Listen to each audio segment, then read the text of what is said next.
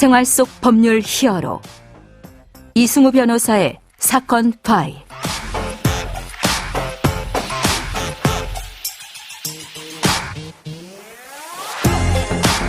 안녕하세요. 이승우입니다. 각종 사건 사고에서 여러분을 구해드리겠습니다. 오늘 열어볼 사건 파일은 쉐어런팅 관련 사건입니다.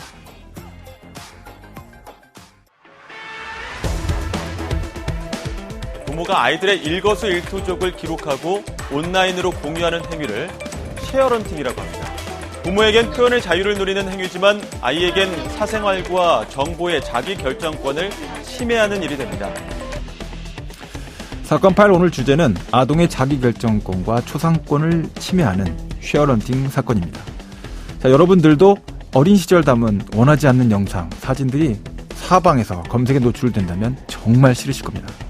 자, 그런 관점에서 이른바 쉐어런팅 법률 문제에 대해서 법무법인 법승 박다솜 변호사와 함께 알아보도록 하겠습니다. 안녕하세요. 네, 안녕하세요. 박다솜 변호사입니다. 자, 변호사님, 쉐어런팅이 도대체 뭡니까? 쉐어런팅이란 부모가 자녀의 일상을 소셜미디어에 올리는 행위를 뜻하는 말로 공유를 뜻하는 영어 단어인 쉐어와 양육을 뜻하는 단어인 패런팅의 합성어입니다. 생활 양육 상황을 이제 공개해서 공유한다 이런 뜻이군요. 네. 아동 권리 전문가들은 쉐어런팅이 아동의 자기 결정권과 초상권을 침해할 수 있다고 지적하고 있는데요. 소셜미디어의 확산과 같은 새로운 사회적 상황에 따라 발생한 문제인 만큼 청취자분들께서 궁금해하실 만한 사항들을 준비해봤습니다. 네, 저도 좋아하는 그룹이었는데 락그룹 너바나 그 네버마인드라는 앨범 굉장히 유명했던 그 표지 아기 사진이 있거든요. 물속에 빠져있는 헤엄치는 아기 사진이요. 자, 그 관련된 사건이 있었습니까? 그 사건이 그리고 또 기각으로 마무리가 됐나요? 네, 당시 사건에서 스펜서 엘드는 1991년 너바나의 앨범 네버마인드의 표지에 자신이 생후 4개월 때 찍은 알몸 사진이 실렸고 이는 아동을 성적으로 착취하는 아동 포르노에 해당한다고 주장하면서 현재 생존해 있는 너바나 멤버들 비롯한 15명을 상대로 각각 최소 하나 약 1억 7,500만 원의 손해배상을 청구했습니다. 15명한테 각각 1억 7,500만 원이군요. 각각. 네. 당시 피고소인들은 이에 맞서서 엘드는 30년간 자신을 너바나 베이비로 내세우고 유명인 행세를 하면서 이득을 누렸다는 점에서 결코 피해자로 볼 수 없다라고 주장을 했습니다. 이에 대해 캘리포니아주 로스앤젤레스 연방법원은 엘든에게 위와 같은 피고소인들이 제기한 사안을 반영해서 수정된 소장을 제출하라고 요청했지만 엘든 측은 이와 관련해서 아무런 대답을 내놓지 않았고 결국 법원은 답변 기한을 지키지 못하였다라는 이유로 기각 결정을 하였습니다. 네. 자, 쉐어런팅 관련해서 논란이 이제 커지니까 이제 우리 정부도 아동 청소년의 개인정보 관련된 대책을 좀 내놓기 시작했죠? 네. 지금 현재로서는 아직까지 아동 청소년의 개인정보 보호와 관련한 구체적인 법안은 없는 상황입니다. 그렇지만 내년부터 정부는 아동 청소년 본인이 올렸던 게시물을 지우거나 아니면 보이지 않게 해달라고 요청하면 이를 지원하기로 했습니다. 현재는 법안이 없는 거네요. 네. 그러나 이 경우에도 스스로 올린 게시물이라는 사실을 입증하기 힘들면 사실상 삭제하기 어려운 실정입니다. 이에 정부는 2024년까지 부모가 자녀의 허락 없이 올린 사진이나 영상을 요청만 하면 온라인에서 삭제할 수 있도록 아동 청소년의 잊혀질 권리를 지원할 법안인 아동 청소년 개인정보보호법을 만들기로 했습니다.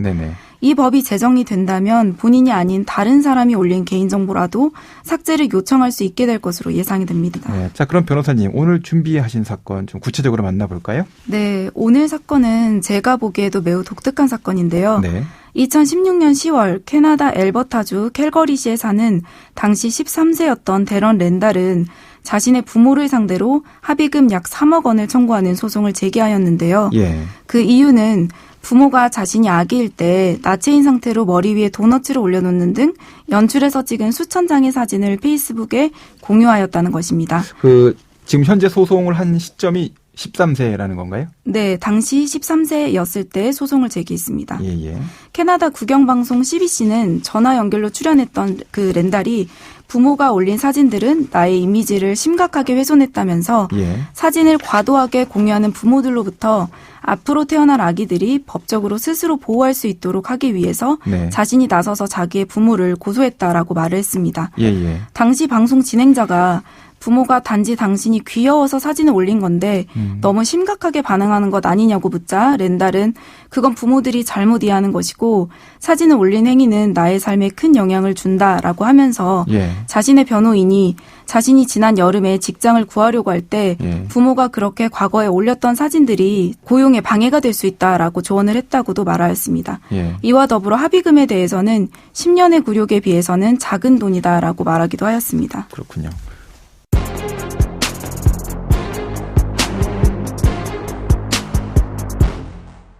자, 아기였을 때 올린 사진으로 부모 상대로 합의금 3억 원을 청구한 사건인데 자, 우리나라에서 소송이 진행됐다면 어떻게 됐을까요? 그리고 문제될 수 있는 법률 무엇이 있을까요? 네, 먼저 관련 용어들에 대해서 정리하도록 하겠습니다. 네네. 아동 청소년이란 19세 미만의 사람을 의미합니다.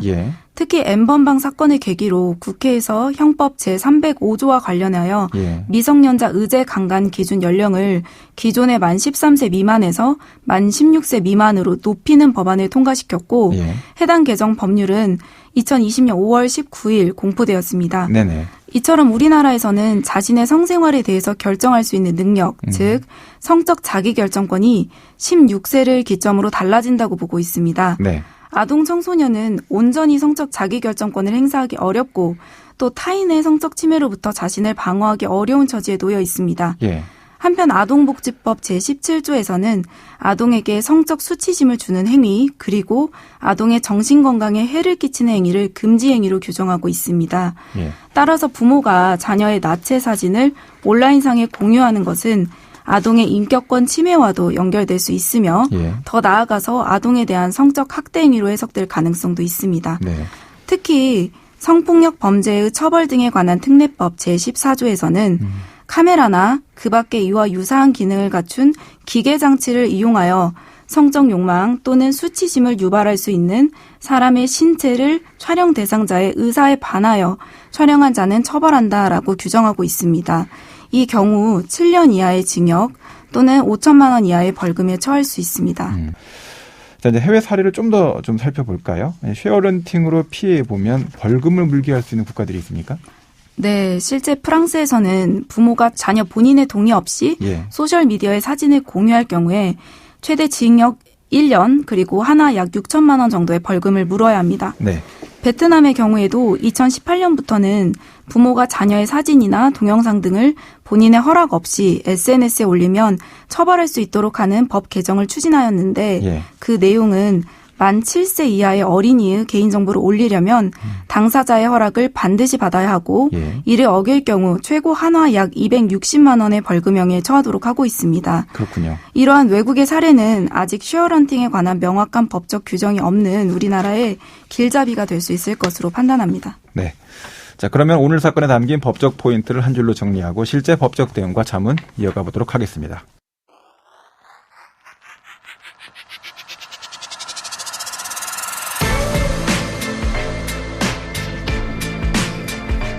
이럴 땐 법대로. 어린 자녀도 금방 성장해서 사춘기 청소년이 됩니다. 자녀 친구들 또 모르는 제3자가 온라인에서 내가 원하지도 않는 나체 사진, 수치심을 느낄 수밖에 없는 수많은 사진들, 영상 자료를 찾아보게 될 때 내가 느끼게 될 고통은 얼마나 클까요? 자, 이런 인격적 침해에 대해서 우리 법이 침묵할 수가 있겠습니까? 그럴 수 없을 겁니다. 그 점을 우리가 기억해야 될 것 같습니다. 자, 오늘 국내에서 아직 생소한 쉐어런팅 사건을 다뤄봤는데요. 관련해서 논란이 커지고 있는 상황이라고 생각합니다.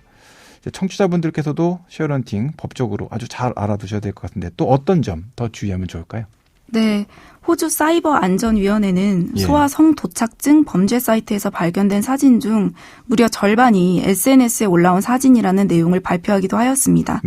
부모님들의 의도와는 달리 자녀의 어린 시절 사진이나 영상이 범죄의 목적으로 악용될 수도 있기 때문에 아이의 사진을 소셜미디어에 올릴 경우에 각별히 주의하셔야 합니다.